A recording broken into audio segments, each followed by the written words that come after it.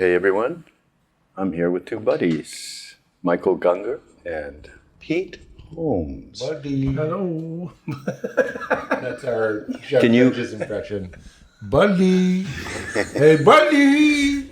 Why isn't he here? Who? Jeff Bridges. Oh, right. Where are the celebrities? Where's Helen Hunt? Yeah. Helen Hunt's on it. Yeah. She is. Really? She's into Ramdas, yeah. Huh. You'll see her you'll see her blurb something every once in a while. You're like, oh, Helen Hunt. Hold on. Who Really? knew? Dialed in. Dialed in. Oh. Castaway no more. She never was. So these two guys are like old friends. How old friends? Not that old. Not that old. So they met a couple of weeks ago. Not They're in this close life now, anyway. though. Yeah, well, it's funny. I agree with that because we're incredibly fast, deep friends very, very quickly, which is funny because I'm 40 and you're 39. 39. So I just think as you get older, sometimes you close off a little bit more. Yeah. And to make a new friend and like a real friend too. Right. Yeah. And it's a been- spiritual friend. Yeah. Not easy. Yeah, it was fast and surprising. What, is it a podcast or what? Yeah. Isn't that it? I just realized. Yeah, you did my I was podcast. on your podcast, yeah. And we joke about it because Michael used to be, his band, Gungor, which recently dissolved, used to be very Christian. And when I interviewed Michael, I only listened to the Christian records. And that was, we laughed about it later, challenging because he has all this very, I don't know if you know it, but Gungor is so, just listen to the song Vapor and it's like, it's Ram Dass and Maharaji set to music. It's unbelievable. Really? So like there's all this like really, I don't know how else to say it, but very woke, very evolved stuff. And I was going back to you just ringing the tambourine for Jesus. Which is fine. It It's is still fine. good and Grammy nominated. But I remember getting into Gungor after we talked. And I was like, shit. It was a Like wonderful. I blew it. I told him it was like a wonderful gift of grace for my ego because it was like I loved his podcast. I listened to it all the time, and we'd always been like, not always, but for several years we had felt a little limited by our Christian audience, and like a lot of the things we were saying were just kind of like, what are you guys talking about now? And I was like, this is a great opportunity. Yeah. Pete Holmes podcast. It's a totally new audience. It's not this Christian bubble, and then I got on, and like the first thing he starts just talking about the old Christian bubble music, and I was like, oh, this is fantastic. Yeah. The ego. But that's Gungi's, I call him Gungi's in a nutshell, is that like he'll eat whatever meal is served him and he'll enjoy it. We laugh all the time. One of the great teachings that Michael's given me, it's so simple, but Valerie handed him a LaCroix at our house. I know I've already told you this, but she goes, do you want a LaCroix? And he goes, it's what's happening. He took it and just went, it's what's happening. Yeah. So it's those simple teachings sometimes, those simple ways of phrasing non-resistance and flow that stick with me. And I say, it's what's happening all the time. Flight's delayed, it's what's happening. Yeah. Like nothing I can do internally is going to like make this flight not delayed. And as you said, when I said that other example, you were like, flight's not delayed. It's perfectly on time in the big picture. Yeah. In the Dow. It's not 1 second delay past what it's going to be. That's right. The mechanic that forgot to check the brakes is in perfect harmony with the whole of the universe. And there has never been a delayed flight. There has Everyone's never been exactly perfectly on every time. flight, like Gandalf, a wizard is never early nor is he late. It's always right on time. I actually like the thing from the director in the movie, Jamie, in Becoming Nobody. Yeah. Which we got to talk about a little bit. Sure. Not the movie, the concept. And Jamie goes, I got a bunch of different people inside me. One of them is a killer. So if anybody's driving in front of me and they're going too slow, I want to evaporate them. Yeah. You know, I love that because we all still got that going on, no matter how chill we think we've gotten. You know? Most of the evolved artists and just people I know tend to have a way of compartmentalizing their different facets. And Ram Dass is no exception to that. The fact that there is Dick, and then there's Dr. Alpert, and then there's Ram Dass. And he talks about that. The way, even here, one of the things I like to say to Ram Dass when I see him here, because I'm in show business and he is too, is I just go showbiz, showbiz. And we mean it in a loving way, not in a phony way, but like he's being Ram Dass.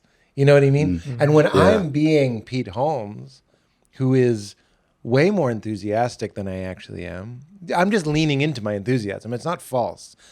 I'm letting it be, I'm letting it take the wheel a little bit more. When somebody who really knows me comes up and goes like, showbiz, it makes me feel like, right, you see me in my wholeness.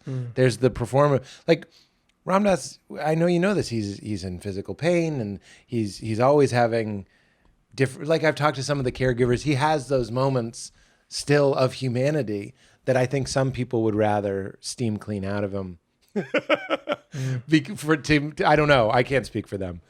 But when you can say I have Ram Dass and then I have Richard, I think that's helpful. It's what we're all doing. I have Pete and I have the witness. Maybe you need a Hindu name too, though. You know what Lama Surya Das calls me? What? Ram Das Das. I love it so I'm a much. servant of Ram Dass Das. servant of Okay, Ram. that's it. You're christened today.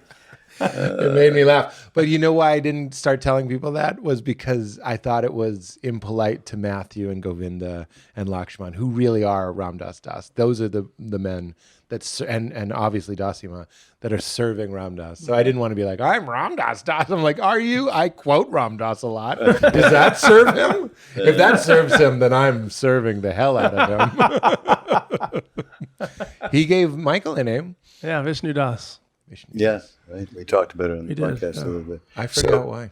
I want to talk about becoming nobody. Let's talk I mean, about it. obviously, we're all, everybody, I guess you all can hear that we were at a retreat Yeah, I'll put with them Ram Dass to the Krishnadas, surf. Jack Cornfield, Judy Goodman, and more, Mirabai Bush.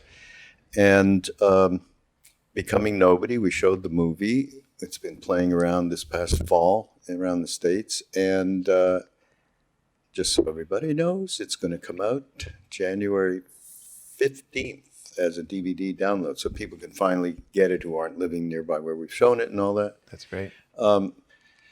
But becoming nobody, maybe, since I don't think you guys have heard. So what, doing the Q&As after the movie and all that. So people are like, what are we talking about here? Becoming nobody? I mean, what are we talking about? So here's how I put it. I was introduced to Ram Dass in Montreal at a radio station because they wanted me to promote his lecture. And I actually I told him, send me something, and I listened to a lecture. And like everyone else who ever heard a talk of Ram Dass, the first talk, you go, oh, fuck, right. Yes.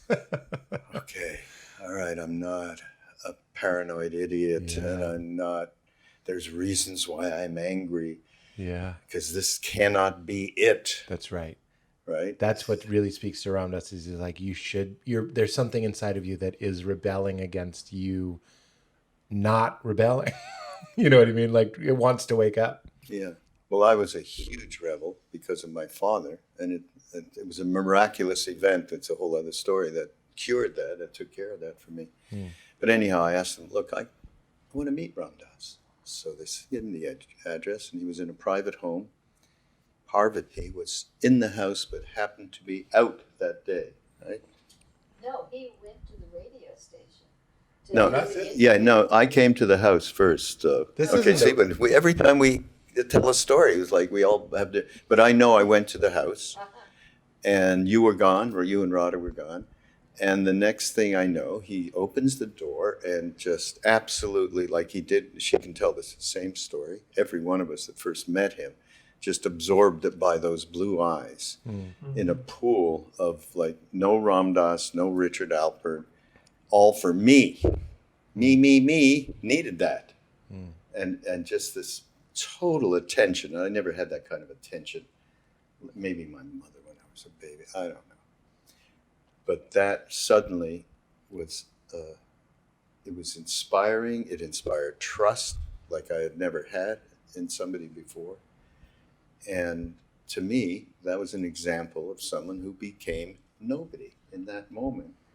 What's that about? That's about not thinking about yourself and thinking about somebody else, right? Right. So in that moment. So this is what I tell people. Now there's a bigger becoming nobody. So Ram Dass is, and all of us are in process of becoming nobody, meaning letting go of our story and stopping this, what do I, he says in the movie, when is what do I want, what do I need enough? When, it's more interesting when you let go of that stuff. So that to me was exactly what this whole movie, emblemized through becoming nobody. Neem Karoli Baba was immediately saw him, and although we didn't have those kind of words back then, but there was something, okay, this isn't about, there's no back and forth here. There's just a pool thing, always 24/7. And we, now I think of it, there's just a computer that did the right thing. There wasn't someone going, I think I'll do this. I think I'll tell them that. Here's a miracle. Nothing was going on. It was just like perfect for whatever we needed in the moment. Yeah. So what's your becoming nobody? For me, becoming nobody is when the constriction isn't the constriction of the ego, the constriction of that I sense isn't believed, isn't the forefront of experience where the witness is lost, where the like we always are nobody. We all are always the one or the none or however you call it. But then in that, within us, within the one, there are these constrictions, these stories that we tell about who I really am. And I am Michael, and I like tacos, and I live in Los Angeles, and I have a wife, and I make music, and there's all these stories of Michael's opinions and Michael's beliefs and Michael's perspectives. And in the absence of Michael's beliefs and constrictions and opinions about everything, I notice that I cannot find a problem.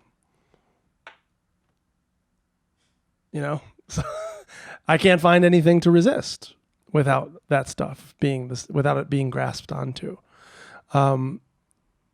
So in a way, it's like becoming nobody is that for me, that movement of a hand opening, a heart opening, a letting go into who I really am, which is nobody or the only one that is.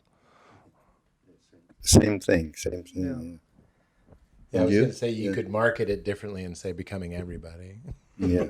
Or becoming God, which doesn't really work. That's sort of part of the genius of Ram Dass is there's some movie on Netflix that I watched. It's called like 3 Simple Words, I think. And the 3 simple words are I am God. And it's just, for me, it might have been my mood when I watched it. It didn't really land, even though that is my belief, is that we're all underneath our stories, we are being. I was telling you that the phrase that turned Thomas Merton back to God during his sort of swinging 20s or 30s debauchery was God is not a being, God is being. And I love that because you don't have to debate being because here we are. So it sort of puts to rest the ego trip of like, what is God? Is God real? It's like, who's asking, who's saying it, who's doubting, and who's believing? That's all the somebody. And that when all that goes away, you're just what I call my baby, which is luminous emptiness. And that is nobody. My baby is nobody. I'm watching her slowly become somebody. Mm-hmm. And that's not a flaw in the system. It's beautiful. I love that she has preferences. She has slight preferences. Sometimes she'll have a preference for me. Sometimes she'll have a preference for Valerie. Sometimes she has a preference for pineapple. You know what I mean? Like I'm watching her sort of start to write her story. But especially when she was little, sitting with her feels exactly like the times that I've sat with Ram Dass one-on-one, because there's nothing being sold to me. It's just perfect. It's just perfect. The other thing I was going to say, and this goes into what I was saying, It's becoming spaciousness too, becoming nobody. Nobody is sort of has a negative. It's nobody. But spacious is sort of the positive way. You could say I don't like it, but as much as becoming nobody, but becoming spaciousness or becoming light or becoming free. When we use these words, they might not be as clear. What I like about becoming nobody is it's challenging to your ego. And it's saying, fuck you, fuck who you think you are. And this, don't forget that baptism is a drowning exercise. We are reenacting drowning. That's what it is. John the Baptist was drowning people. And you die and you come back. And who are you now that you've dropped your body? It's the same as Ramana Maharshi. Who am I after my body goes? It's the same as what Michael just said. Who am I when I let go of my story? So when people are like, how do I be more like Christ, or how do I be more like Maharaji? It's like, just, you can do it just for a second, just stop. And it's in between the words of that question, you were doing it pretty well. And that's the nobody that I think is getting everybody so juiced in a time when we're all trying to be somebody. Yeah. Especially me. That's what I do for my job. Pete Holmes shows up places. Yeah. But that actually helps me dissociate from Pete Holmes. That's why I like what I was saying about show business, is that I've learned to commoditize my story, and that helps me go like, that's not him. That's why I love Michael. He sees the fullness of me. Valerie sees the fullness of me, obviously my daughter, and us as friends, Raghu. You can see the real me, and it's beautiful to go. The show business helps me go, that's just something that I peacock around. Perfectly said. And that's what this whole environment is, a bunch of people that are allowing that to happen. That's right. And recognizing it. So they're really flowing, so everyone's flowing into one another and creating the blanket. That's the right. reality of the blanket. That gave me that image that we're all like snowmen, right? And snowmen appear to be things, but we're all like, you put a little heat to that, it goes away. This is a very hot place, and all the snowmen melt. And then we're all just puddles. And then when we get together, we become a little lake. And that's what's so addictive of it. I've been to so many retreats now that it's not so much about the kirtans or the talks as it's about the bhav, about the vibe, and going like, oh shit, nobody cares. Nobody cares. Everybody has an appreciation for everything being on fire. When you think about like frames of a movie, like even the beginning of this podcast, or even me introducing this topic, is just sort of falling into the abyss. And yet the richness and the vitality of the moment is still and always here, but everything else is on fire. You can surrender it, and you can just be the thing watching it go down. And that's, as I think I said on this podcast before, that's where peace is. That's where joy is. This whole thing, you're just expressing the essence of what's offered here, which is the intersection of bhakti and wisdom, Buddhist wisdom, you can call it. But actually with Jack, he's, to me, beyond sectarian. I agree. Whatsoever. He's been amazing. And he said, wisdom says I am nobody. Love says I am everybody. Right. And that's wisdom and bhakti. Bhakti being love. Exactly. So I'm completely agreeing. So just from, now you guys are well steeped in Christianity, but not the, you brought up in the Christianity deal, but then you moved into it and it absorbed into you. I may be putting words in your mouth, by the way, but that you went on to say the more mystical part of Christianity that spoke to you in a way that it can speak to anybody, but speaks to very few Christians worldwide. How, with that lens, interpreting this whole idea of really we who said it? I guess Robert Svoboda.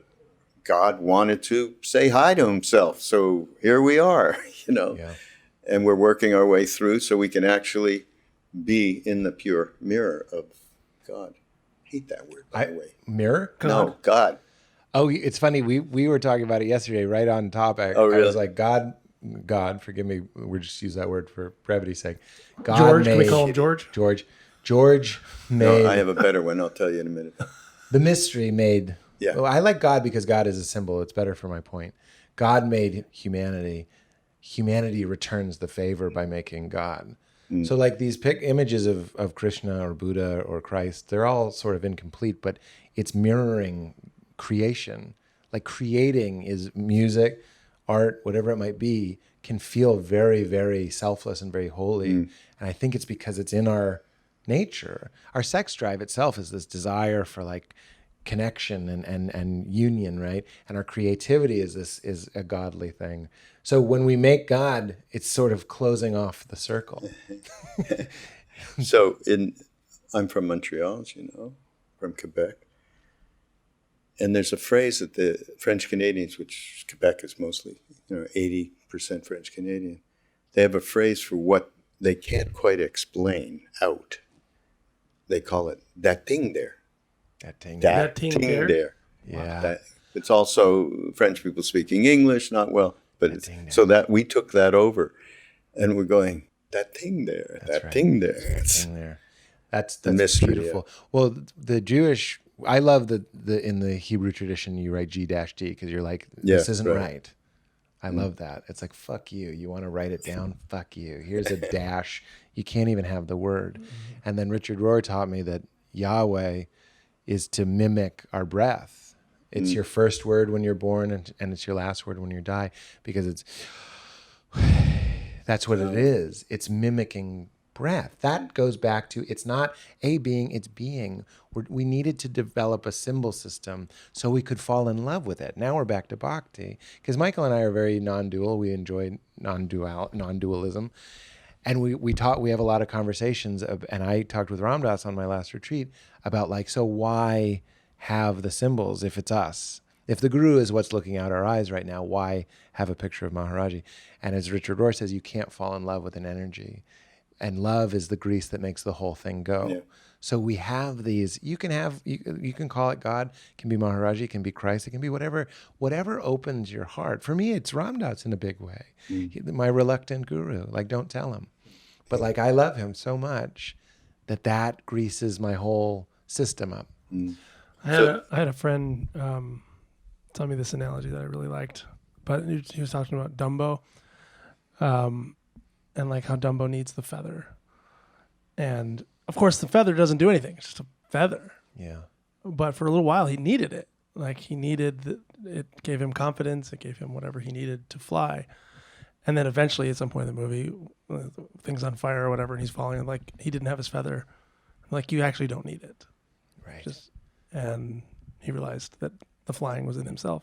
But it wasn't a flaw in the system. But it wasn't a flaw in the system. Yeah. And sometimes you do need the feather. Like, we all have all these feathers, whatever that is, your practice, your religion, the things that help you feel plugged in, lubed up, whatever. And then eventually you see it's just in your own heart. Maybe. Absolutely. No, it's absolutely true. But I have a huge problem with non-duality and the espousing of it by people in general. That's funny, because I did that whole talk about non-duality and I thought you liked it. Remember? I'm not necessarily including you in that last talk. Okay. I just, it meant something to me, because I thought I was maybe going out of bounds, and you were like, that was really nice. You've become non-dual. And I was like, thank you, Raghu. And I was quoting Michael's book a lot when I did that talk. And I told Michael that because there isn't a lot of non-duality at this retreat. And sometimes Michael and I were talking about this. It could be the thing that answers questions for some people, I think. Let's talk about why you don't like it. I mean, I'm curious why you don't like it. There was a guru in India named Papaji. He lived in Lucknow. Many, many Westerners went to see him. A lot of Rajneesh people after Rajneesh left. And he basically said, you're enlightened. You just got to realize it. The thing you just said, right? It's here, beneath all of this is just thoughts. And it's everything we say here related to, the stuff we talk about with the Buddhists. All completely, utterly, 100% true. As true as any of us can know reality. And then, so he kind of told them, oh, this is terrible, by the way. I'm going to get killed if I put this podcast out. But I don't care. I don't care anymore. It's what's happening. Yeah, I forgot we were like doing a podcast for a second. Anyhow, the truth is, so people came out of that and they started teaching in the West, Westerners. And somebody took me to see one of these particular people. And, they had the whole rap down. There wasn't one piece of authenticity in this person in terms of actual, any experiential realization whatsoever, awakening, nothing. It was just a rap. And I've seen others of this kind of a thing, which is why, just take, for instance, someone like Krishna Das. The reason why people are drawn there, aside from the fact that he's doing this as a practice, right, for himself. He's not doing it to entertain people. It can, and he says, yeah, you can jump and dance and have fun, but remember the mantra. This is what's drawing us inside. I'm just singing to my Baba. Yeah. How the fuck should I know? I'm just singing to my Baba. Yeah, right. Good one. But, there's a level of honesty and authenticity that I think is very difficult for most of these non-dual. Well, that's why non-dual used to be the big truth, and they'd keep it secret. It was sort of like a more of an esoteric thing. The cat's certainly out of the bag. I completely agree with you. I was just seeing a teacher, forgive me, I don't remember his name, but he was like, someone can say this exact lecture that I'm saying to you right now, and it won't work. Because it's not what I'm saying. And that's what you get from Ram Dass, and that's what you get from any great teacher. So I'm conceding the point. I'm agreeing with you, especially with non-duality. It can be really tricky to memorize the words. And I can be guilty of this, I suppose. And just saying it, you can't let someone else experience it for you. And you need to have some love in there and some juice to it. Yeah, where you actually, during the day and walking around your day, you're actually meeting people with total attention, for instance, the becoming nobody thing. Right. You're doing the things that are natural after there is some kind of absorption of reality, basically. Yeah. You know who I talked? I had a chat with Muji. Yeah. Do you know who Muji is? I love Muji. Yeah. Mm-hmm. Okay, so this is a whole story too. I was with someone I see now in the jungle of India. We call him Jungle Baba. And it was all liquid love fest. Just kirtan all day long, just the name and no intellectual anything whatsoever, right? So then it was time for me to go, and I went to see Siddhima, who I think you know who, our Indian mother who passed a couple of years ago. And Muji was in Rishikesh at the time. Posters everywhere. Muji has a big presence and a large audience. And I was thinking, my usual judgmental love fest, that bullshit, non-dual, fucking these people, the whole thing. And then even met people who had been there who went, yeah, I don't know why, it was just supporting my insanity. So then I go back to America, and I was also comparing everything to being in the liquid love fest to, the whole intellectual thing. I went back to America, and I need to do some podcasts because I've been away and I haven't, So Rachel says to me, well, what about Muji? I just saw something, he looks pretty great. I go, more of that kind of thing? She says, no, what are you talking about? And he's got a huge audience. It'd be good for you to do it. I said, okay. Anyway, showbiz. Yeah, showbiz. I got right into it. And then, anyhow, I did. He was so sweet, and we had such a great time. You did? Mm-hmm. And I did say to him, one thing that can be a problem is with non-duality is people, getting in their head what they think they should do, but the reality is lacking. There's a lag. It's the same thing with bhakti. There's people who get into that and they have no, he didn't quite say it this way, but no discriminating wisdom is going on.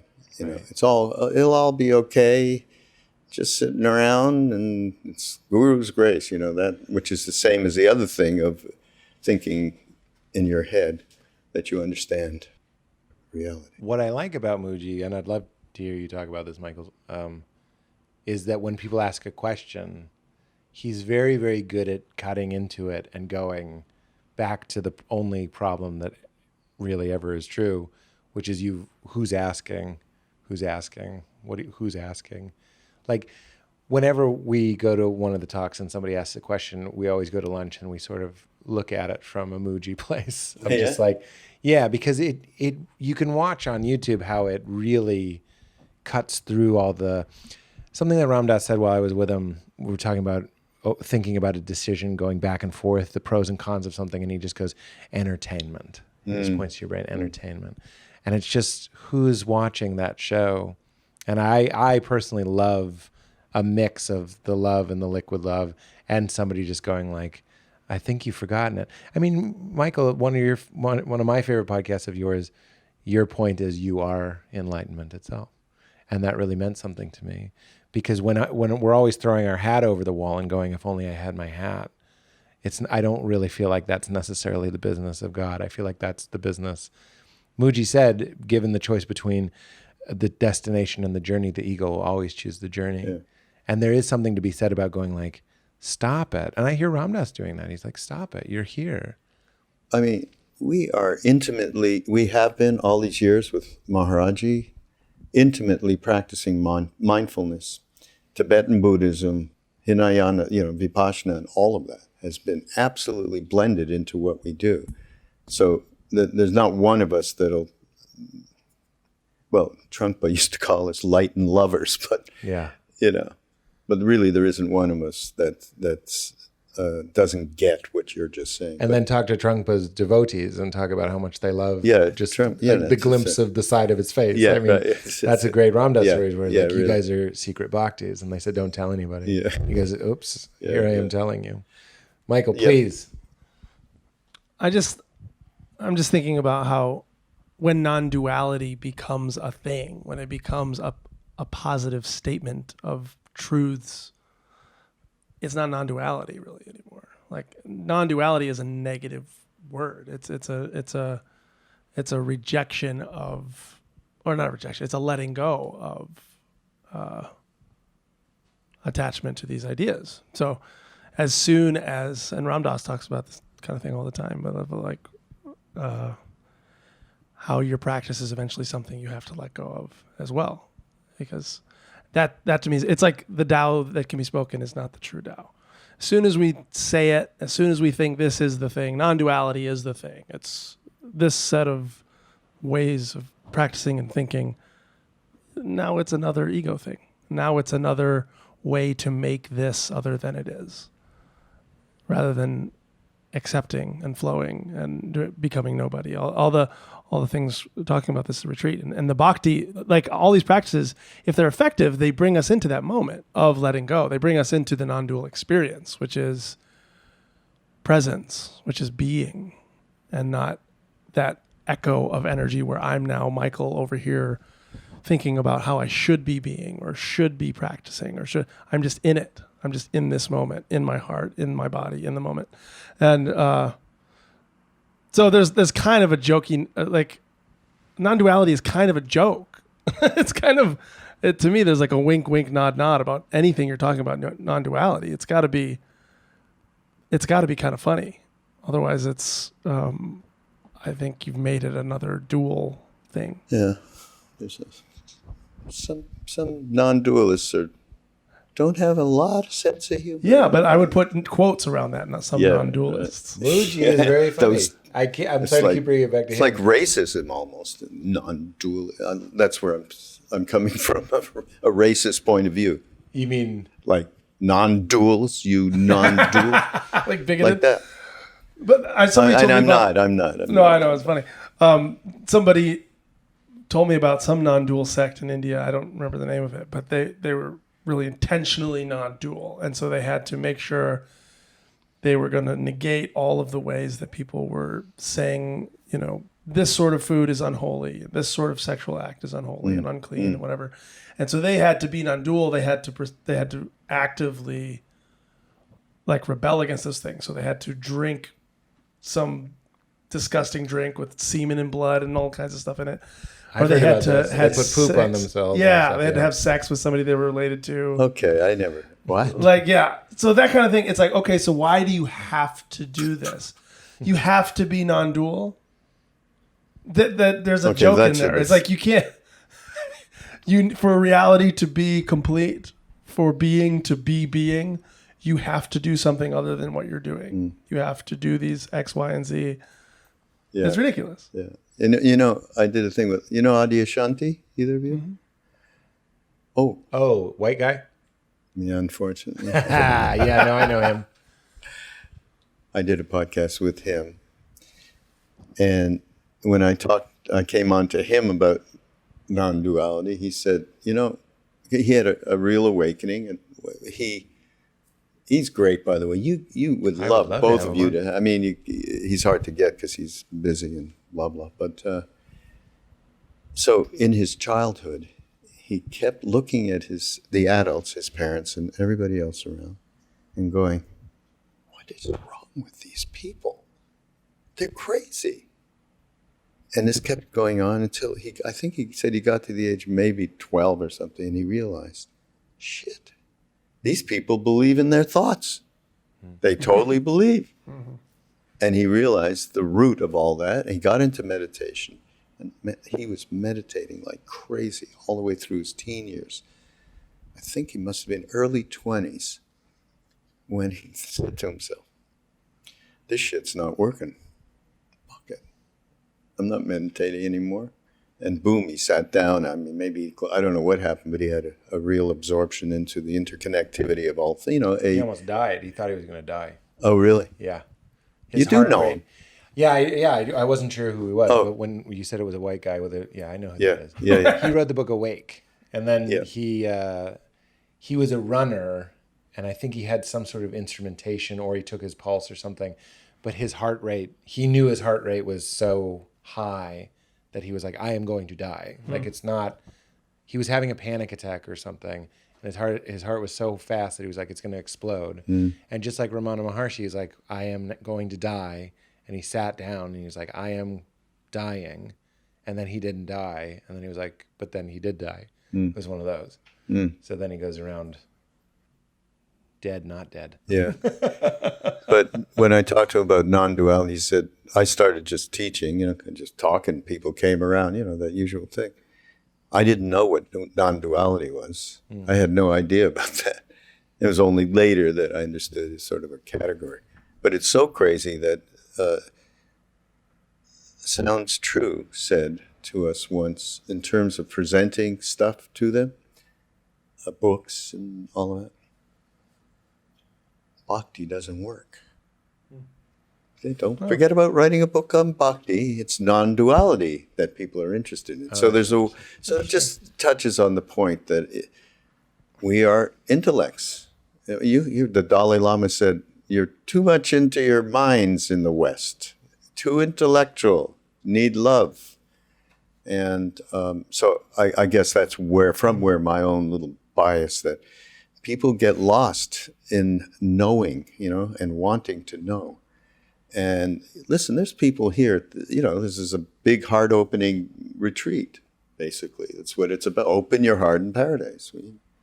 If you don't, we give you your money back. Money. Minus food.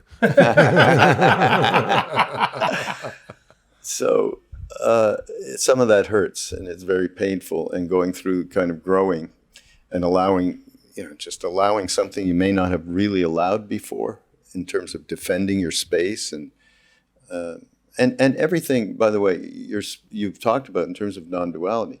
For me, putting that in action through mindfulness, meditation, through stuff that's going to leverage and work, so that you're not stuck in your thoughts, right? You're not believing the story, and you're actually, trying to, as Ram Dass said, when is it enough? When is it enough? For me, non-dual isn't that heady for me. It's always just going like, there is being, and when I go deeply enough inside, then, and when I'm there, I'm the only thing that is. That's all it really is. And then everything else you're doing, as long as you kind of hold on to that, it doesn't really matter what you're doing. Well, one thing that's great to have is, and Ram Dass has talked about this his whole life, which is the key mindfulness thing, is a witness. I mean, they call it many different ways for that to happen, but certainly, I mean, what he did today, that he's done for years, get out of your mind into your heart, have that perspective from which there's non-judgmental, non-conditional, all of those things. So the practice of doing that, to me, is one of the most important things on a day-to-day basis. Right. For me, non-duality, the lessons, the pointing that the non-dual mystics and stuff have offered humanity as gifts, to me really helps on the mind level. So you have, of course, the embodiment of who we are, of loving awareness, is a tremendously powerful thing. And I love bhakti, I think, and chanting and mindfulness, all of it. For me, it's like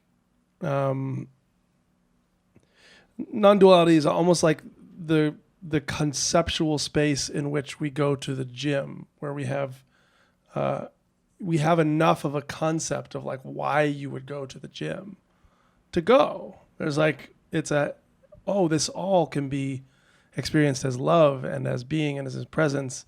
And then the pain that I'm experiencing is I'm tearing my muscles on the machines. Now, it actually can be not torture. So there is like this mental suffering that happens all the time, and especially in spiritual circles. And if you're only, to me, why non-duality is such a gift. If you're only in like bhakti or different ways of yoga that are body centric or that are experiential, samadhi, you can get thoughts that can get people stuck in these loops of suffering in their heads. Well, take that guy and what you said to him, which I thought was lovely. We were having lunch with a guy that was like, look, it's binary. I'm either the sky or I'm the clouds. Like, and if I'm not the sky, then I am failing. And then Michael goes, or there's no problem. There's no problem. It's like, maybe there's no problem. Meaning what's happening. And the funny thing about, like, you become the sky when you stop holding on to the problem. That's right. When you become nobody. Yeah, That's so right. it catches itself. That's so right. like sometimes can non-dual pointers and teachings help break up some of the cycles of suffering that happen in the head And bring you into the heart and bring you into the body and allow you to move towards practice and moving that Or like the experience woman into the muscles. that said, am I accruing bad karma if I buy someone meat? Yeah. And it's like, that seems to me like a trick of the ego to be like, instead of being in your heart, let's do puzzles. Like, would you like to do some puzzles? And non-duality, we're really saying the same thing. Being in the heart, which is the non-dual place, it's the namaste place. Those questions become very silly. And I think of Ram Dass, who I've watched buy a lot of meals where people had chicken or whatever, because that's where you're one. Who's buying who for what? That can relieve suffering. That's what I like. Not just a heady exercise. Exactly. But I go, like, I'll do it all the time. I always get low at this retreat. The first day or two, Really? there's like I'm having a great time, but there's a lowness in there. And I just go, okay, but I'm over here going, there's lowness. Like, I'm the thing reporting on the lowness. Yeah. And that's my heart. And that's where I'm you and I'm you and I'm this and I'm everything. And there's no problem. But let's when I examine resist this lowness. It happens every year. It happens to Val too. Really? There's always a heaviness. I look at it as the check engine light on my ego. It goes like, stay special, golden boy. It doesn't like it. It doesn't want to be a group. It doesn't want to be nobody. And it's like, I joked to somebody, I was like, go find a fan. Go find someone that read your book. Because when your snowman starts to melt, it's like Ram Dass's first psilocybin trip. You start to go away. You have a little bit of but now it's not panic. I just get a little bit blue. It starts to. That's good. It starts to undulate in a way that goes like, hey, don't forget about me. And I go, I don't forget. I used to push my ego aside. And now I just go, you're welcome here. You're my wonderful servant. I love you. You protected me from fighting parents and bullies in high school. You're with me, but you're not me. That's the delusion. You're my tool, and I'm glad that you're here. Very good. Isn't very it good? Yeah. Oh man, my first couple of retreats, Duncan set me straight, and I probably said it on this podcast before, and he made it like Harry and the Hendersons. Remember when they have to get Harry to go into the woods? Because if he stays with the family, he's like, get out of here. Get out of here. But he loves them, but he's telling them to go for his own safety. He's like, so many of us are doing that to our egos when really that was the monster that picked us up when we were, like when my parents were fighting, my ego picked me up and held me close and whispered, you're special and I love you. And I'm not going to, I used to say, get the fuck out of here. You're not spiritual. Now I go, you come with me. Even my intellect helps me. That the mind can be very, very useful in destroying the mind. Good servant, lousy master, That's right. as they say. That's right. I love that. Isn't that lovely? I share that as much as I can. Yeah, you should. And it was Duncan right here on the beach. He was like, and he said it even better. He was like, I love your ego. It's like, it's one of my favorite egos. I love hanging out with your ego.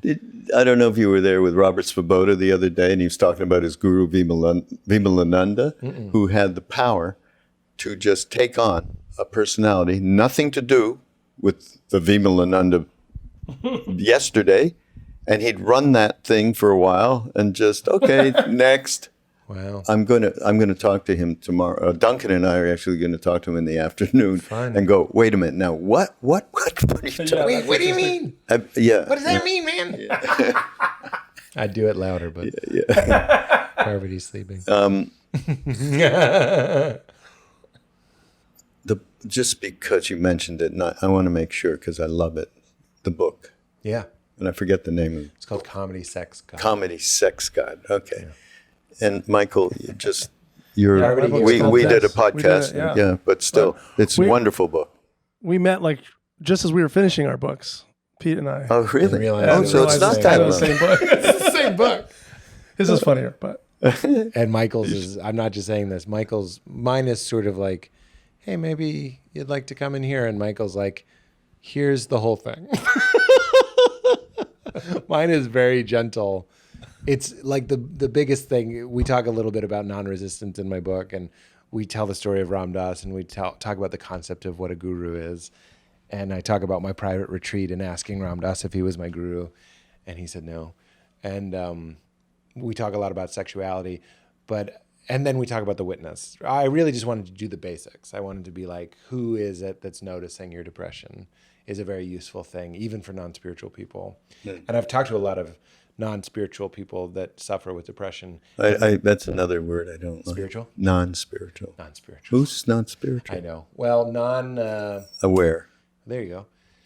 But that's a big thing in treating depression now is everybody tries to associate with the part that's noticing the depression, whether or not they call that the Atman or your soul or anything. They're just like, what is scanning you for depression? Just your base consciousness.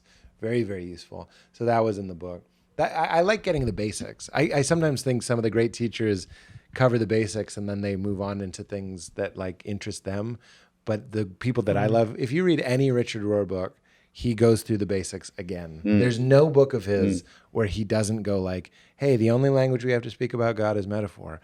Hey, it's all about surrender. It's all about mirroring, or it's all about it's Colossians 3 something, but he's like, Christ is everything and Christ is in everything. So we're talking about unitive consciousness. We're talking about a place that you can go. In the most recent book, I'm reading his book called Divine Dance, which is about Richard the Trinity. And there's a quote in it where it was like, don't be so meek as to think that breathing as God is something you can't attain, like breathing in God and having God breathe as you. And these are Christian mystics. That's what we're talking about. When we say like mystical Christianity is so much sexier and alive and vibrant and undulating and colorful and real and powerful and vital and exciting and electric and flowing and beautiful and juicy. And it's been turned into, there's a guy watching me masturbate on a cloud. Like he's up there and he's mad at me. And it used to be, don't be so meek as to think you can't have God breathe as you. Who did I have? Because I was Jewish, but I had that. There was somebody watching thing. Yeah. I don't know who it was. Moses? I guess it was Moses. Anybody with a beard will do. But as I always like to point out, that's Greek. That's a Greek image. The idea of Zeus on a cloud. The old man in the sky is Zeus that sort of got turned into Yahweh. What do you think of the fact that Well, I've told you for sure our experiences with Maharaji around Christ, Jesus. Mm-hmm. I'm not sure if I told you. Like, soon as I sat down, he went, "Where's your cross?" Mm-hmm. And I'm thinking, cross? Like I'm Jewish. Mm-hmm. But I went out right away and got a cross. Wow. And then the famous thing that my bosom buddy there tells the story, Mr. Das, Krishna Das, he told it last night. The night before I walked out because I figured I'm with the guru. I'm in India. I should get a mantra. But instead of saying, "Can you give me a mantra?" I said, "For some reason, how should I meditate?" And he went, "Meditate like Christ." When he was put on the cross, he felt no pain. He was lost in love. I'm like, oh my God. I mean, just picture this. When I'm in parochial school, which was half Hebrew and half Jewish, right? I learned some of my subjects in Hebrew, not really knowing it. I mean, that's how bad it was. And my teacher had, a number tattooed on his arm. He's from the camps and everything. And he used to say that Jesus was bad. I mean, I didn't know from anything. And I lived in a Catholic town, Montreal, right? So there he is talking about Jesus. And it was like, holy, Jesus is talking about Jesus. And then Ram Dass came the second day, and he wasn't there that day. And I said, maybe you have a more convivial relationship. Why don't you ask him how did Christ meditate? And he did that. We said it was me. I mean, just the people here, like me, Krishna Das, Ram Dass, Rameshwar Das. We're 4 out of the 6 maybe people that were there. It's hard for me to imagine that now. And when Ram Dass asked the question, he put his head back and he closed his eyes, and we were all just sitting around. And then tears started coming down. And imagine, like when your parents are crying and you don't really know why. And we Katie, were like that. when he tells the story, he goes, he never cried. He never cried. He never Saw cried. him cry. No. And there he was crying. And then he just kept saying, "You don't understand," over and over and over. "You don't understand. You don't understand." He never died. He never died. He was lost in love with every sentient being. He died for everybody. You don't understand. Like that. And we were riveted in the moment of Christ's presence, basically. There wasn't anything else going on. And that so radically changed so much in that moment for the rest of my life that I can't, it was just hard to fathom. No miracles or anything, right? Just a being that could be in the heart of Christ, basically, and live it and share it. See, it seems so apropos that was your thing too, that Christ was bad, or you didn't. Obviously, you had cultural reasons. That's not your guy. And then Maharaji goes right at that. The climax of my story was I kept being so horny, it was getting in the way of me meditating while I was on personal retreat. That's the story that ends my book. Was I was just like 14-year-old boy horny, like a way that I haven't been horny since I was going through puberty. And the big punchline of the book, which I don't mind sharing, is that I thought horniness was in the way, but horniness was the way. It was like Maharaji was coming to me as horniness. I know that sounds silly. No. But it was exactly my issue. My whole life was, if only I wasn't such a horny guy, God would love me. And Maharaji was like, I'm going to crank the sauna up to 1,000, and I'm not going to open the door to the sauna until you say, I love you, until you look it in the eye and say, I love your humanity. That's what's also beautiful about Christ, too, that gets lost, is fully human, fully divine. The whole story, it sounds so New Age, or it sounds so Hindu, is that you are the light of God looking out of a human body. It's right there in Christianity. It's the story of Christ. What we did, though, is that we took and we said that was his thing, and we're all just, pieces of scrap paper, and he was the only thing that mattered. And he's calling you to say, go and do likewise. Do what I did. Yeah, this is crazy, but I actually had the same exact experience that you had in that retreat. No way. Yeah, in a different way. It was going down to Kenshin. having all this sexuality feeling as I go down the road to get into Kenchi. And after a while, I was like, shit, I'm going out of my mind. What the hell? I'm having these kinds of... Yeah. Thank God for Ram Dass. Yeah. Being who he is, psychologist as well as everything else. Probably a great therapist, right? Well, he was. I went, Ram Dass, you got to help me. You have these fucked up thoughts. Go down to Kenchi Maharaj. And he said, yeah, it's all good. This is how we've learned how to express love, in the West most especially. It's good, no problem. I was just talking to Nick Turn about that. He was telling me about a Tibetan, I believe it was a Tibetan student monk, that was so in tune with the eroticism of the universe that he would see a bee land on a flower and that would turn him on. And I told him that I had a stand-up bit. It never worked, but it was called This Erotic Universe. Maybe you saw me do it once, Gungis. It didn't work, but I was trying to. It worked for you. I kept trying to convince. One of the reasons it didn't work was because I have to be in that place to do the joke. So I would have to like meditate before my show, and I don't always have time to do that. So if I don't feel it, I can't really communicate it. But the point was, I was like, we all think sex is bad, but everything is fucking everything all the time. And I go, look at you, breathing in, breathing out, letting that wind in your body. You're an air whore. Look at you, dirty little air whores. And you need it. You die without it. You love it. And then I talked about eating food. You put it in your mouth and you chew it up and get it all. And then I go, do you swallow? Do you swallow your food, you dirty bitch? Do you swallow it? And then do you shit it out in a reverse anal that feels pretty good? The whole thing. Because so much of my work is trying to go like, sex is part of it because I was told that it was the bad thing. So I'm trying to go like, food is sex. Communion, I'm not trying to be disrespectful to Christ. Communion is erotic. Eat my body. Drink my blood. That's what you do with a lover. Remember when Angelina Jolie and Billy Bob Thornton were like kind of famously obsessed, maybe you don't, with each other? They wore vials of each other's blood around their neck. It's like, it's this thing where like, you're like, be me. That's what grokking is. Grok me. Eat me. Consume me. On a cellular level, the cells are having sex too. They're becoming new skin. They're bonding. They're losing themselves and becoming your new nose. Every 7 years, a new you. It's constant sex. When my baby was born, it was one cell that went bloop into two. That's the mystery in its entirety in the microscopic. One became two. Can you walk me through that? One thing ate enough, consumed enough energy that it doubled in size and then one day received the code to split. And that is one thing becoming many. And that's how my baby became. And it came out of a magical interdimensional space portal called a vagina. And we all walk around saying we're non-spiritual.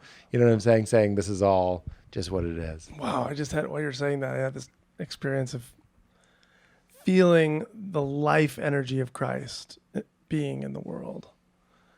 And the yin yang of like, if you think of just this tremendous movement or energy or light, and then there's always a response, a reaction energetically, right? And like, as that light moves out, what's the resistance to that? And I felt Christianity as like the yang to Christ, like, Wow.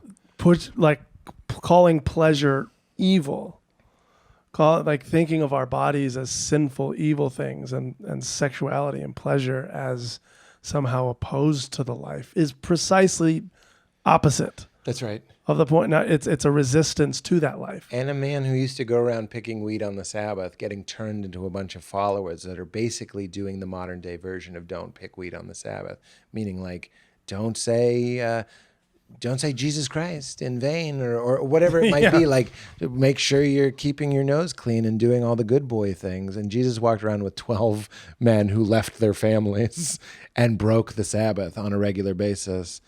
And by the way, something I love pointing out about Christ is when they called him good, they said, why do you call me good? No one is good but God. No one is good but God. So it's not a Boy Scout. But you guys, being that you have this, deep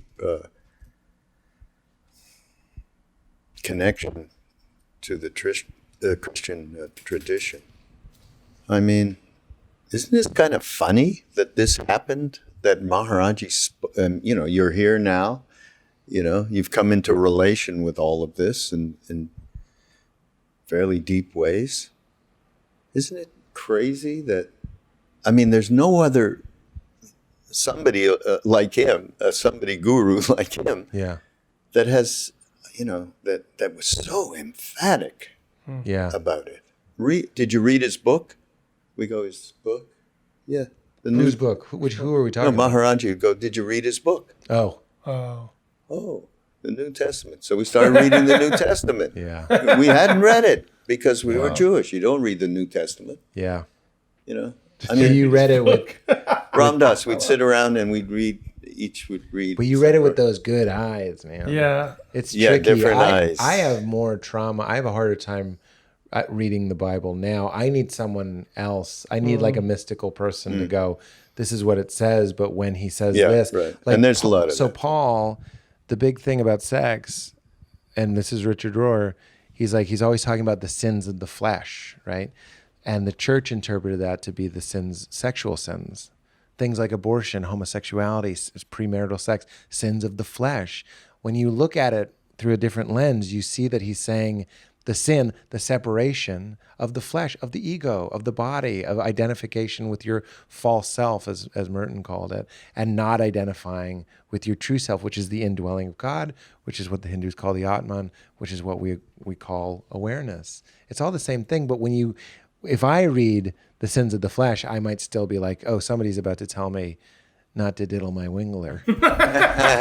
and Gee, I get okay. real mad about that. Can we I'm like, call this podcast Diddle My Don't Diddle Wingler? the Wingler? I don't think I've ever said wingler before. Don't diddle the Don't wingler. diddle. We could do a country song maybe. But Don't isn't it- diddle that Don't diddle wingler.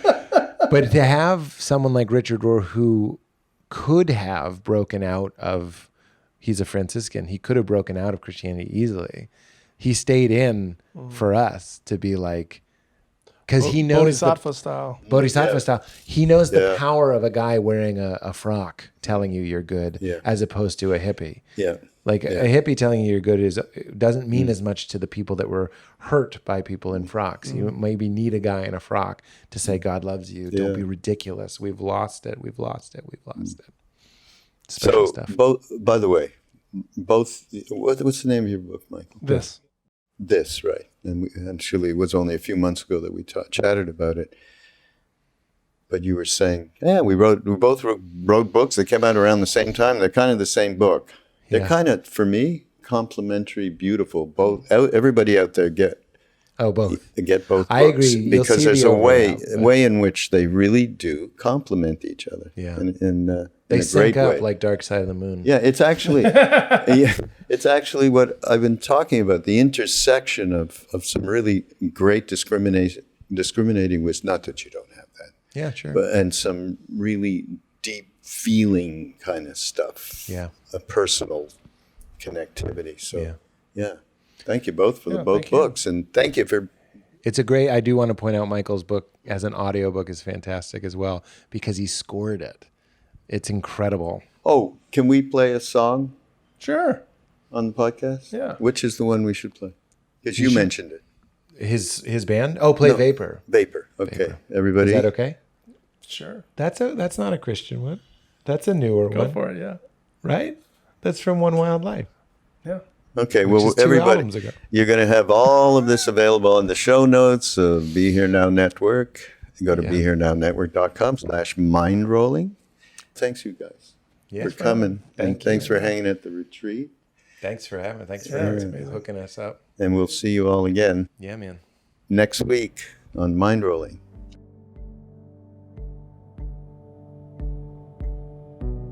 Oh, the vapor of it all. It's a chasing of the wind, the substance of the form, so pale and thin. Let the veil of earth be stretched again. Holy, oh, behold the holy.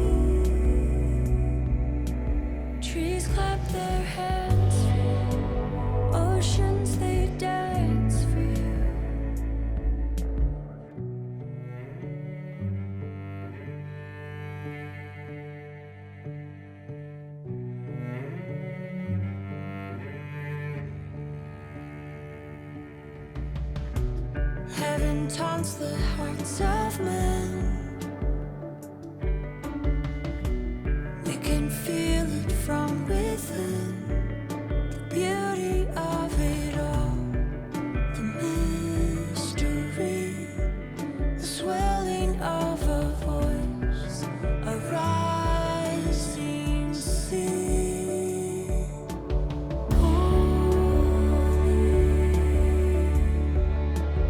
oh behold the holy. Trees clap their hands for you, oceans they dance for you. You are holy, infinite and holy. A billion suns rise for you, clouds paint the skies for you, mountains stand tall for you, valleys bow down to you, everything rising to sing all our songs to you.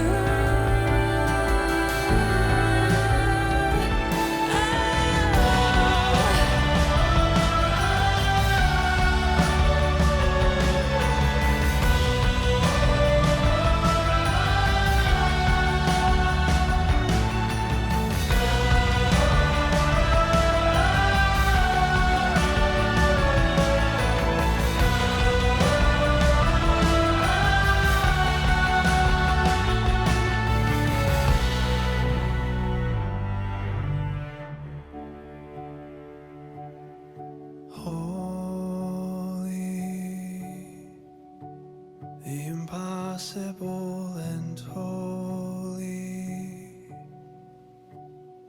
Kings become fools for you, kingdoms to ruins for you. Vapor finds ground in you, music finds sound in you. Everything rises